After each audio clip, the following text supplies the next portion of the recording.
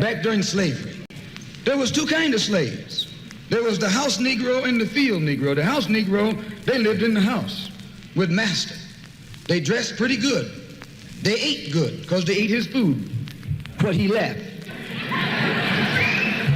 They lived in the attic or the basement, but still they lived near their master. And they loved their master more than the master loved himself. They would give their life to save their master's house quicker than the master would. The house Negro, if the master said, we got a good house here, the house Negro said, yeah, we got a good house here. Whenever the master said we, he said we. That's how you can tell a house Negro. If the master's house caught on fire, the house Negro would fight harder to put the blaze out than the master would.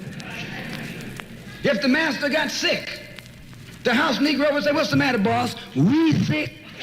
We sick.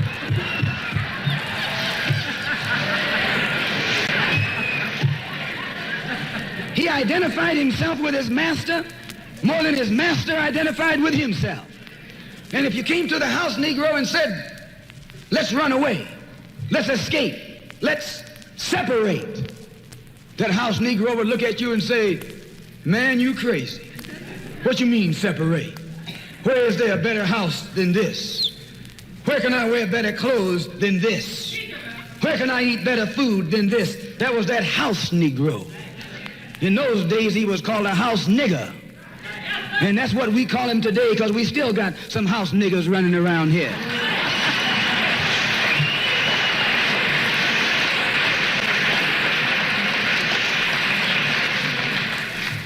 This modern house Negro loves his master.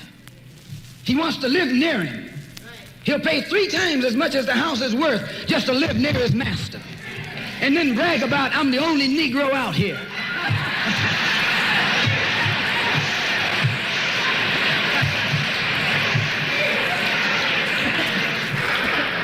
I'm the only one on my job. I'm the only one in this school. You're nothing but a house Negro. And if someone come to you right now and say, let's separate, you say the same thing that the house Negro said on the plantation. What you mean separate? From America? This good white man? Where you gonna get a better job than you get here? I mean, this is what you say. I ain't left nothing in Africa. That's what you say. Why, you left your mind in Africa.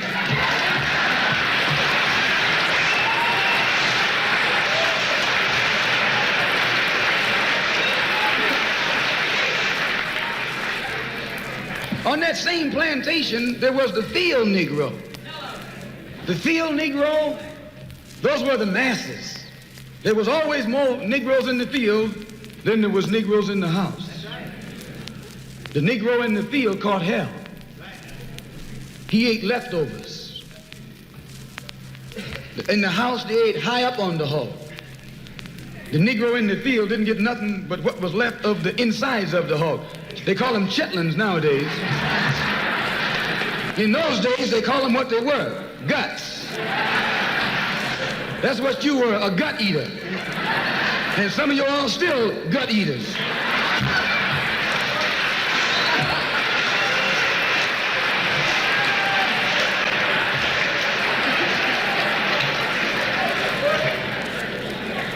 The field Negro was beaten from morning till night.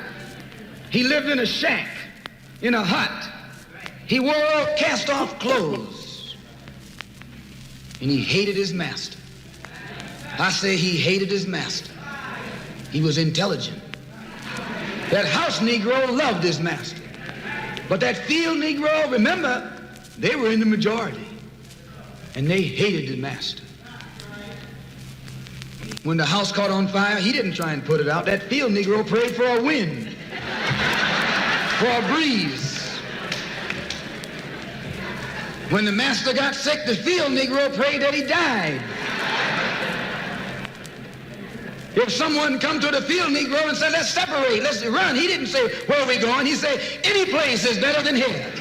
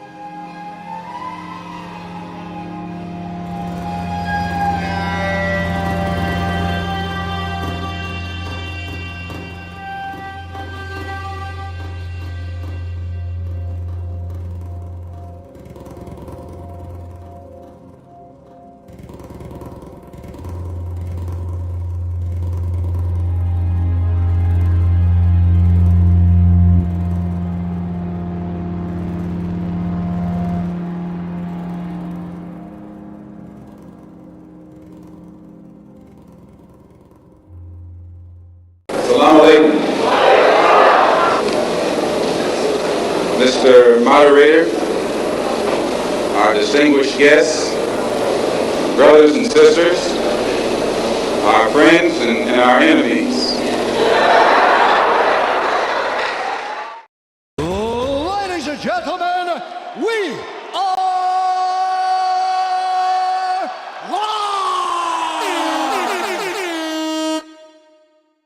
live! Wassalatu wassalam Rasulullah wa ba'd.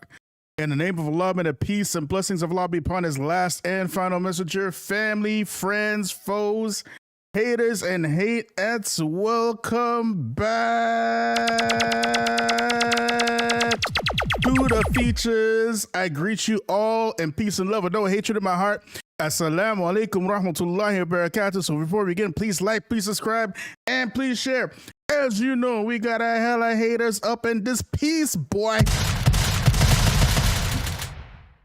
And family, when we are talking about Christianity, many of us come from Christian backgrounds. So we have family who are Christians. Many of us came from the church. Many of us remember going to the church every Sunday. Many of us remember, going to Sunday school and Catholic school and whatnot. And we have lots of family members who are Christian. So we have a lot of love for Christians because our family just happens to be Christian. Okay? We don't hate Christianity. And we don't hate people simply because they worship Jesus. This is not what we do. Right? What we do hate is a whole bunch of shucking and jiving and butter biscuitry. That's the part of Christianity that we really hate. The biscuitry, the shucking and jiving, the raccoonery. These are the things that we are have a lot of disdain for when it comes to the church. It ain't got nothing to do with no Jesus, nothing to do with no Bible or nothing like that, right? And as we mentioned before, we have an issue with the Christian apologetics, because what you find with the Christian apologetics is that they are not actually Christians. These folks are out here masquerading as Christians, but they're not Christians. They're not anything. We talked about it yesterday. When the last time any of y'all seen David Wood in the church?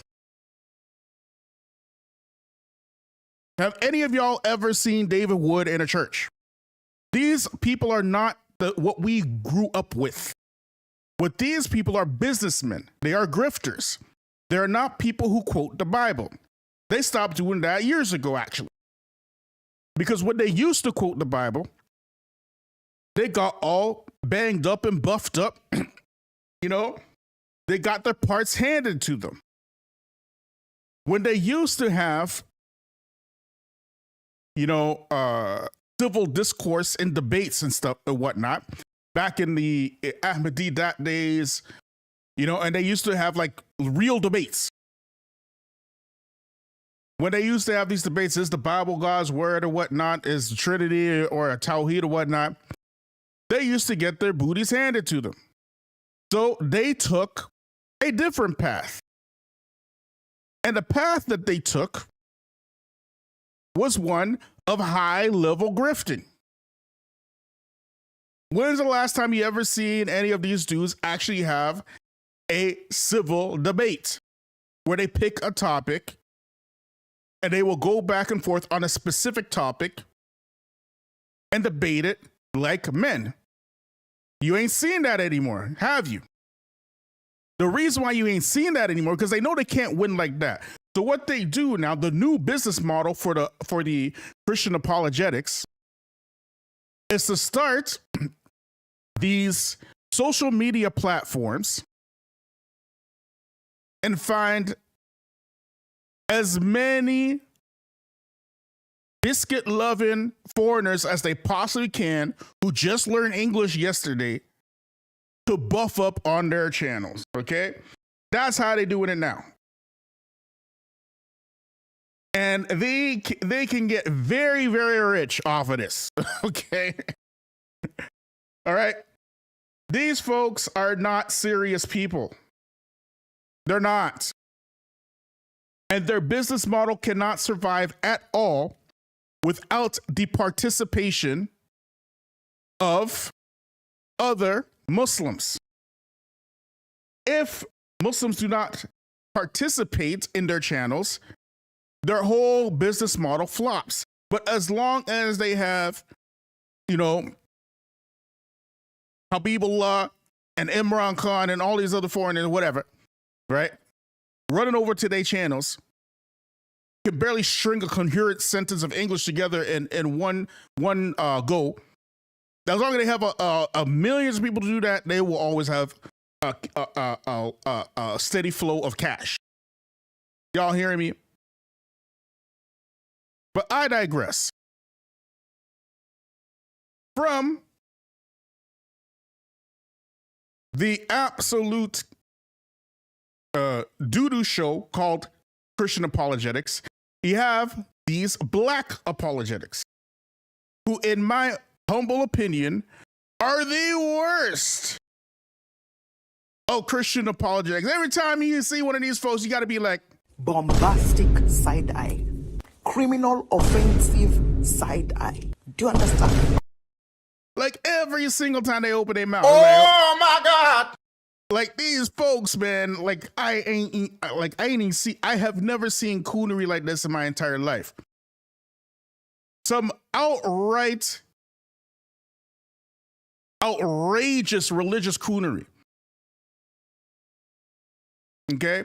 Do not confuse a Christian apologist for a Christian. They are absolutely not the same. They're two completely, totally different things. Okay? A Christian is what we grew up with. Your grandma going to church, your parents waking you up to go to church on Sundays, reading the Bible, these type of things. Learning the Lord's Prayer. Learning, if you're Catholic, you learn the Hail Mary, the Apostles' Creed, all that kind of stuff. That's a Christian. I'd be shocked if any of these guys know the Lord's Prayer. I'd be absolutely shocked. Do you ever hear these guys quoting the Bible? I was listening to one of them today, y'all, because I was deciding whether or not I should, buff up these dudes one more again. So I went to one of them going live right now, right? I'm not sure if he's still live. And family, let me tell y'all, I'm listening to what this is supposed to be a debate, right? It's not a debate. These are not debates, what's going on YouTube right now. These are what you call arguments. And they are just littered and polluted with logical fallacies. Every single logical fallacy you can think of, they can spurt out like 30 different logical fallacies in under 20 seconds. I don't know how they do it, but they can do it just to win an argument. But this is their business model, regardless. So I'm sitting there and I notice that somehow I can feel my brain cells being burnt into oblivion. And I can sense my IQ points just diminishing. And I'm not even getting high. I wasn't smoking no weed. I wasn't drinking no alcohol. All I was doing was listening to this alleged debate between a Christian apologist and some random Muslim somewhere who don't know his head from his hole. And it was like, how am I losing all these brain cells and don't have no weed to show for it? So it was just ridiculous. It was absolutely ridiculous. And what these folks are going to do, they're going to clip up these videos for their lives, put them out there, send it out to the echo chamber, which is called, the haters of Islam, and essentially get rich. It's your participation which allows them to get rich. Without your participation, they have nothing. What are they going to do? Argue with themselves? They need some ignoramuses to argue with. They're tired of arguing with scholars. They're tired of arguing with people who know what they're talking about. They're tired of it. They don't do that no more. You get it? They don't even quote the Bible no more. The dude legit. I swear, by Allah, wallahi, okay? The ignorant Muslim that was on the channel, right, asked this black butter biscuit something about the Bible. And you know what the black butter biscuit said? He said, "We're not talking about the Bible right now. We are talking about the Quran." And, did we not say this yesterday? We said we're not talking about the Bible. We're talking about the Quran and the Hadith. Did we not say this exact thing yesterday? Bombastic side eye. Criminal offensive side eye. Do you understand? We said the exact same thing yesterday. We said that they don't use the Bible. They don't quote the Bible no more. And we said they only have about 3 or 4 different subjects they talk about. Number 2 that we mentioned on the list, I'm pretty sure it was looking for contradictions in the Bible and Hadith. That's the number 2 thing that they do. The number 1 thing they do is talk about the age of Aisha. That's it. And they ain't finna to talk about people who know what they're talking about. But since these folks, who again, they're Christian apologists, not Christian, not to be confused with God-fearing Christians, 2 totally different things. Okay? Since these Christian apologists, they're so afraid to quote the Bible. Where the Bible school Muslims at? Where are the Catholic school Muslims at, y'all? How many of the verses you still remember, y'all? You remember do y'all remember this one? When Isa alayhi salam, Jesus, peace be upon him, right? Jesus, I guess in the Bible it's called Jesus, right? You got to remember, Jesus and is a European concoction. It's not actual our prophet Isa. But that's a different subject for a different day, okay? But anyways, according to the Bible, Jesus is arguing with some of the Jews, right? He's a Jew himself, but he's arguing with them, right? And these Jews are trying to basically, put him out there. They're trying to get him all riled up and degrade him, right? So the Jews are telling him that we are of our father Abraham. Y'all remember this story, y'all? We are of our father Abraham. We are not children of sexual immorality. This is what the Jews are telling Jesus, peace be upon him, right? Because they're basically trying to suggest there's a huge question mark over the birth of Jesus, alayhi salam. And the question mark is that his mother just showed up with a baby somewhere. Therefore, they're insinuating that he is a child of illicit fornication. And Jesus totally tore them up. And what did Jesus tell them? Peace be upon him. He said to them that you people, if you were of your father, you would follow me, correct? And you would believe in me. Because my father, meaning Allah, God, sent me, and I speak what he tells me to speak. And he told them, you are of your father, the devil. Your will is to do your father's desires. He was a murderer in the beginning. Church, where are you at?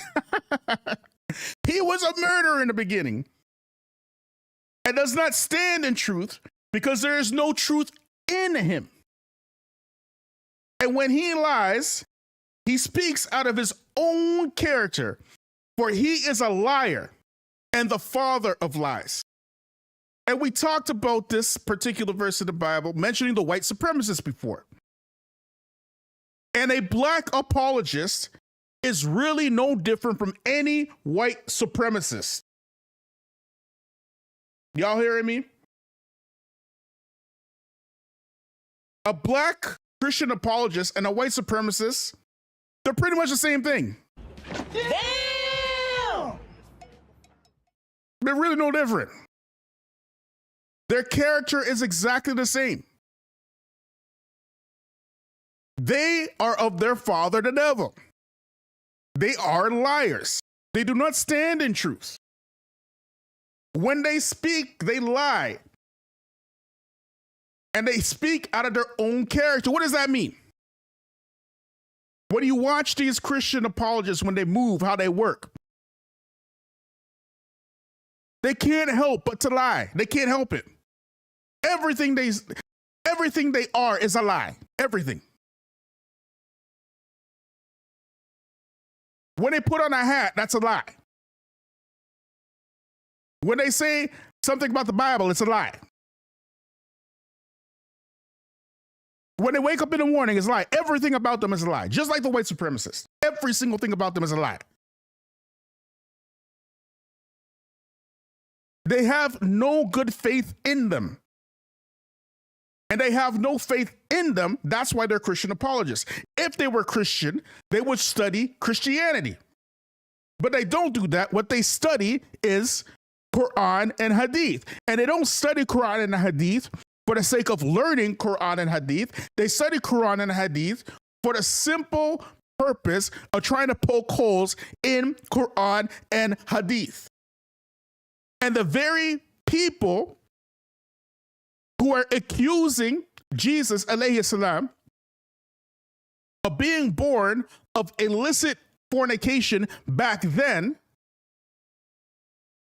are totally free from the Christian apologists. The same people are doing the same thing today. The Christian apologists have zero work for them. Their entire existence is not to refute the people that are saying in 2024 the same things about Isa alayhi salam, that he was born of illicit fornication, and that the Christians are not monotheists and whatnot. They have no work for that. As a matter of fact, the same black apologists prop up the Zionists, the enemies of Isa alayhi salam, the open enemies. While we, the Muslims, we love Isa alayhi salam. We revere Isa alayhi salam. Every single time we say Isa, we say alayhi salam, may peace be upon him. We cannot be Muslim without believing in Isa alayhi salam. We believe in his miraculous birth, alayhi salam. We believe in that. And we can't find no rest from these people whose character is a lies and their father is a liar. You know what I mean? Their whole essence is lies. They can't exist without lying. You get it? The black apologist is pretty much a white supremacist. The same type of thing. When they are out there openly and audaciously accusing the Prophet Muhammad ﷺ of the very same things that is very credibly and thoroughly recorded in the last 500 years, what the church has done to black people, they want to accuse the Prophet Muhammad ﷺ of the same thing that the church did without even pointing at themselves. That's a white supremacist. They might as well be Donald Trump. They might as well be Donald Trump.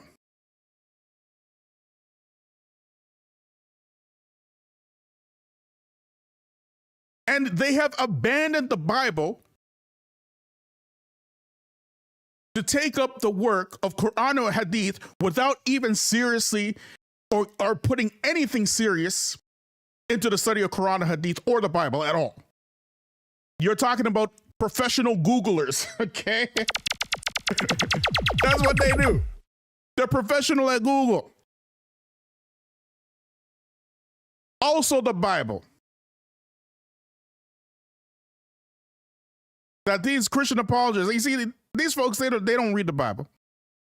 They don't read their own book that they claim to believe in, right? Also the Bible. Behold, I will make them of the synagogue of Satan, who say they are Jews, but they are not, but do lie. If there's anything that is a clear prophecy in the Bible, it would definitely be that one. Who are the synagogue of Satan today that say that they are Jews, but they are not? And they do lie. Somebody put it in the chat, please. Okay? Somebody put it in the chat. Who are the synagogue of Satan that say that they are Jews, but are not, and they do lie? Who is it? Somebody please put it in the chat. Who are these people? If there was ever a prophecy in the Bible, that would definitely be it. Because when you hear those words, you could only think of one group of people that is being talked about in that particular verse. Exactly. Islamic lectures got it. They support non-religious Zionists, not Zionists. It's a Zionist. That's the synagogue of Satan. Ain't no doubt about it. Zero doubt about it. Are the apologists, do the apologists have any work for the Zionists? Go to any apologist channel today. You will never ever see them talking about Isa alayhi salam. You will never see them talking about the practices of Christianity. You will only explicitly see them talking about Muslims. They don't talk about Hindus. They don't talk about Buddhists. They don't talk about other Christians. They explicitly talk about Muslims. That is a Christian apologist. You get it? They are not Christians. And if Isa alayhi salam was alive today, he would be the first to fight these folks. We are the Muslims who support Isa alayhi salam. And they are out here fighting the supporters of Isa alayhi salam. These aren't Christians. They're perpetrators. They're perpetrating the fraud. And they are frauds. And they are perpetrators. Make no mistake about that. But again, why can't baby white Jesus save the black apologist family? Why is it that white Jesus, pasty white Jesus, and white Jesus not to be confused with the prophet Isa alayhi salam? These are two totally different things, okay? The prophet Isa alayhi salam was a prophet. He's the Messiah, he's the Messiah. Okay? Who is born of the Virgin Mary. He was born of the Virgin Mary.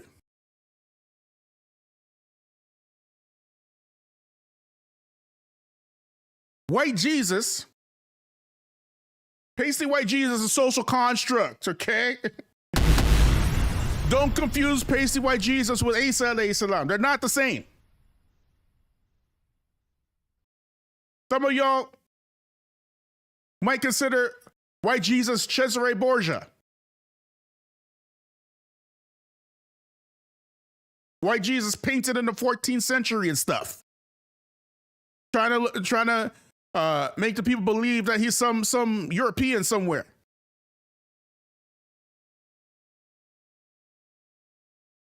White Jesus is a symbol of colonialism, is a symbol of slavery, is a symbol of mind control.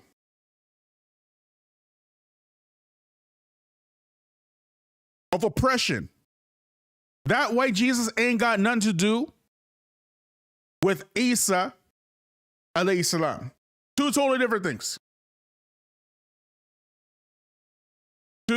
Absolutely two totally different things. Do not confuse the two.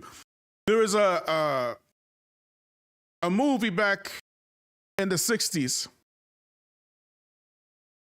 right? I believe it was the 60s anyway. It's called 10 Commandments.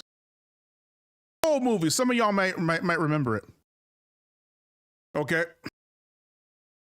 With Elizabeth Taylor and I can't remember who else. Okay. They showed this 10 Commandments movie. There's a popular movie or whatnot. They showing Moses. They're depicting Moses, you know, as this white dude, Pharaoh, white dude. You know, all the Egyptians white, all the Jews white, all. Does anybody believe when they watching that movie they're watching Moses, like Moses? Anybody believe that? Ain't nobody believe that. That's white Jesus for the last 400 or 500 years. Same thing. So do not confuse the two. Okay? White Jesus, symbol of disbelief, 100%. A symbol of shirk, symbol of mind control, mind manipulation, colonialism. That white Jesus ain't got nothing to do with the Jesus of the Quran or the Bible, as a matter of fact. Okay? Anyways. Where was I? I got sidetracked. Okay. Why white Jesus can't save an apologetic, a black apologetic? Why?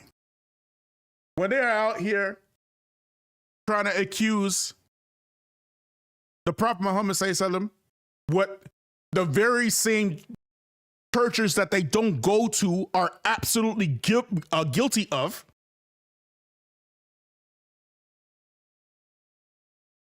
Let us look into the history of the thing, shall we?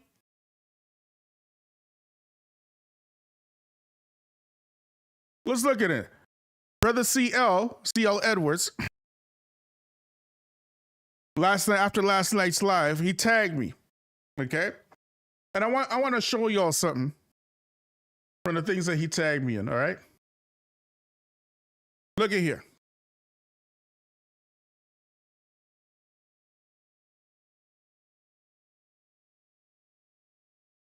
So this is from Catholic.com. Oh, where'd I go? 1 second, family. There we go. This is from Catholic.com. Okay. How Protestant theology boosted American slavery. You see, the Catholics now, they trying to, you know, quietly clean their hands of their involvement in slavery, right? And they're trying to pass the buck over to the Protestants now. But it don't mean what they saying ain't true. This is what they say, okay? As Professors Michael Emerson and Christian Smith point out, in an effort to garner support for Christianizing activities, the clergy not only reaffirmed the appropriateness of slavery as an institution, but gave it cosmic status, solidifying its position in America. Moreover, they unintentionally laid the groundwork for the more advanced 19th century pro-slavery biblically based doctrines. As theologian Ernst Trolls concluded, the teachings and practice of the church constituted one of the main sanctions for slavery's perpetuation. Okay. Now this book here is called, 1 second, let me get it here. The Christian Doctrine of Slavery. Okay. This book was written in 1857, okay, by G.O.D. Armstrong. This is a whole treatise on how Christianity supports slavery. What we're asking these black, you know, buttery biscuit apologetics, those buttery bites, okay? Those twitching and twirling and twerking and jucking and jiving and yes, sir, massa. Yes, sir, boss. Yes, sir. Mm-hmm. Yes, sir. I sure does love me some biscuits and fried chicken. What we're asking these folks is, where is the Islamic equivalent to this? That's what we're asking. Don't come with no far-fetched explanation of a hadith of selling 2 black slaves. Take that crap to the curb, homie.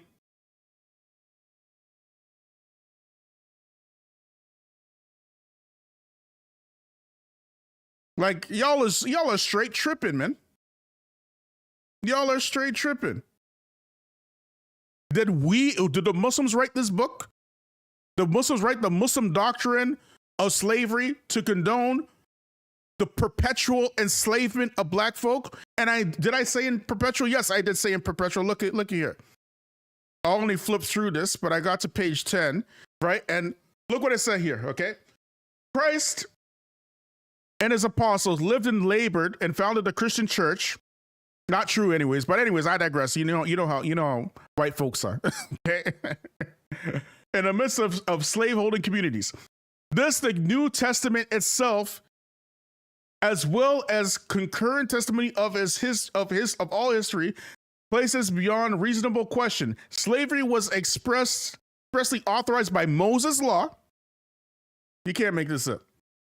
As authorized by Moses' laws, both thy bondmen and thy bondmaids, which thou shalt have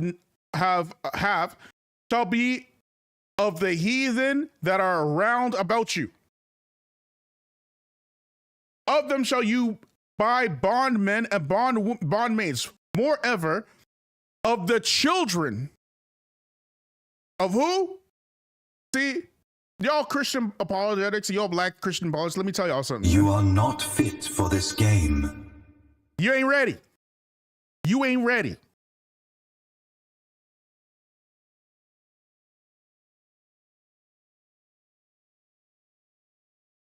Let's continue, y'all. Moreover, the children of the strangers that do sojourn among you, of them shall you buy, and of their families that are with you, which they begat in your land, and they shall be your possession.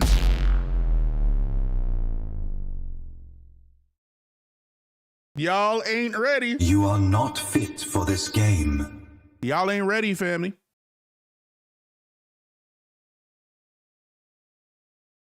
And ye shall take as an inheritance for your children after you to inherit them for a possession. They shall be your bondmen forever.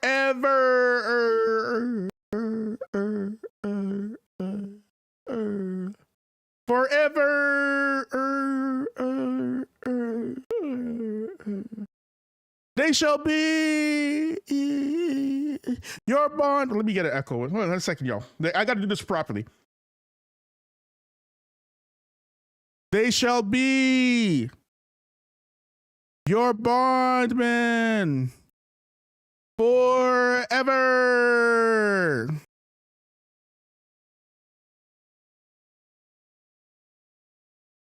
Don't play with me.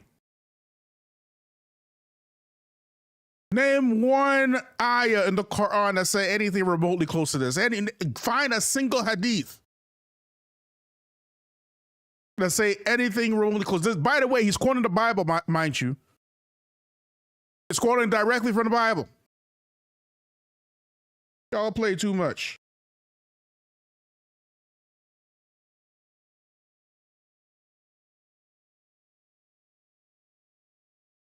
And then they coming around trying to accuse the Prophet Muhammad of that stuff. Y'all are tripping. And then you have some biscuit, man, family. Don't get me started, y'all. Don't get me started, y'all. Come on, y'all. Y'all better be sharing this, man. I hope y'all are sharing this, man. We coming in hot, okay? We are cooking, okay?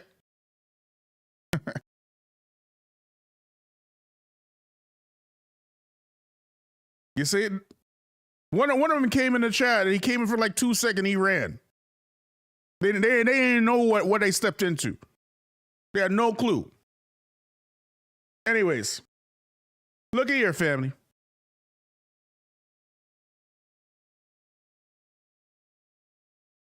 One second, y'all. Let me get this all going. Brother CL, he put this out on his channel here. I'm just going to quote it for y'all. It's from the same book that we were just reading from, The Christian Doctrine of Slavery. Right? So let me just get it for y'all. Okay. This is from Brother CL. Okay.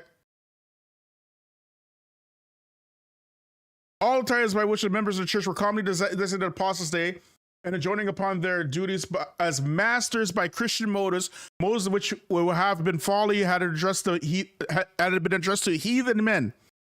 And in the case of Philemon addressing the slaveholder as a deacon or a pastor in the Christian church, and along with his salutation and sending him like salvation to the church in his house. Could we have clearer evidence than this, that his apostle received slaveholders into the church and continued them therein, seeing in their slaveholding nothing inconsistent with having a good conscience before God and God's good standing in the church? These are the same folks that are trying to accuse the Prophet Muhammad Sallallahu Alaihi Wasallam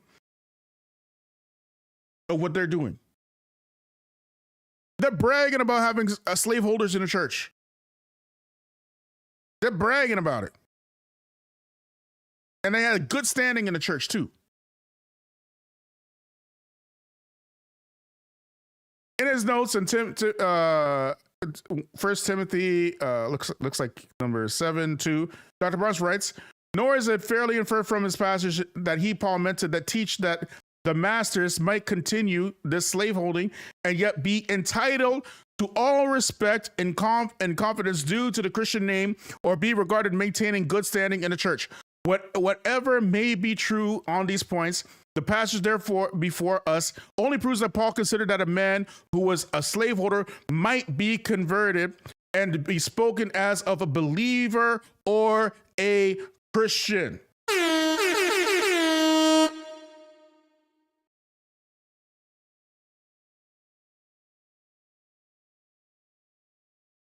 Yesterday we read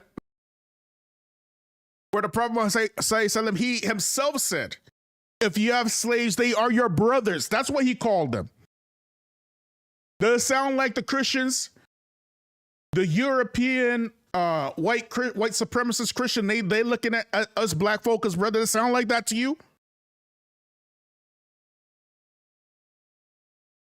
These folks who their father is a devil, he was a liar and a murderer in the beginning. Okay. These folks, does it sound like they want to have an honest conversation with you? They're not trying to have an honest conversation with you. If they did, they wouldn't have the audacity to bring up slavery in Islam, which is totally different. It's not the same thing. Even in the Bible, as you just saw, according to the Bible, slavery is a thing. But the Bible is saying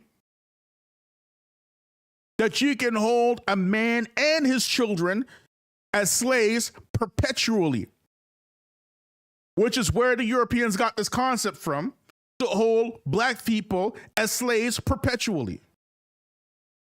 That's where they got the idea from.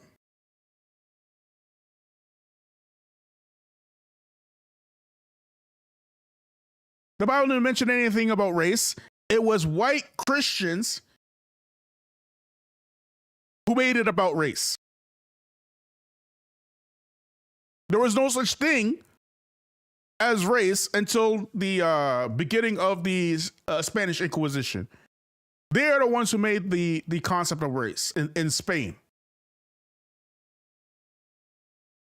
These folks talking about, oh, Prophet Muhammad Sallallahu is racist. Racist where? Race only began something like 500 years ago, bro. But see, the thing is, when you don't read books, you sound like a meme, okay? In 2024. If you look at these folks, especially like these young folks in their 30s and 20s and whatnot, they sound like they talk and they speak and they talk like memes. Because they don't read. They sound like, back in the day, if you were in an echo chamber, you would come up with some cliche statements. You get me? But nowadays, it's just out of control. Totally out of control.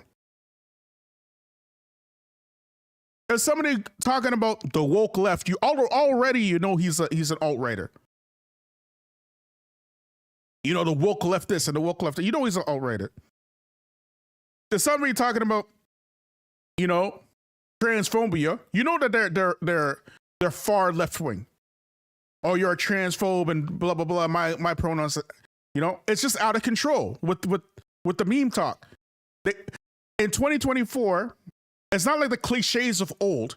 When these people speak, they sound like a cliche of a cliche, because all they do is spend their time on social media, and that's where they get all their information from. So they sound like the things that they're consuming because they don't read. You get it? That's why it's so easy for them to make some of the most outlandish claims without fear of backlash, because lying in 2024 is not punishable by anything because everybody lying. Everybody out there running game on social media, bro. We're living in the times of Nubuah. We're living in the times of prophecy, where people will stand up and fight for their lies. While they know they will believe a lie, knowing that they believe in a lie. For example, January 6th. And a black apologist is the bottom of the barrel when it comes to that. Because there's no possible way they can't know that they're not lying. They can't. It's impossible. How are you going after alleged racial Islamic slavery at the time of the Prophet Muhammad sallam, while totally ignoring all of this mountains and mountains and mountains and mountains and mountains of excusing chattel slavery from all kind of churches, the Catholic Church, the Pentecostal Church, you name it, all kind of churches were signing off on chattel slavery.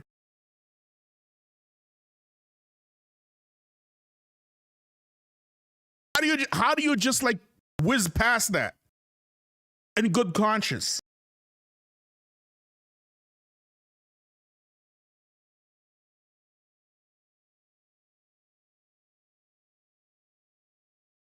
Like y'all is tripping, man. That is like some crazy stuff, bro.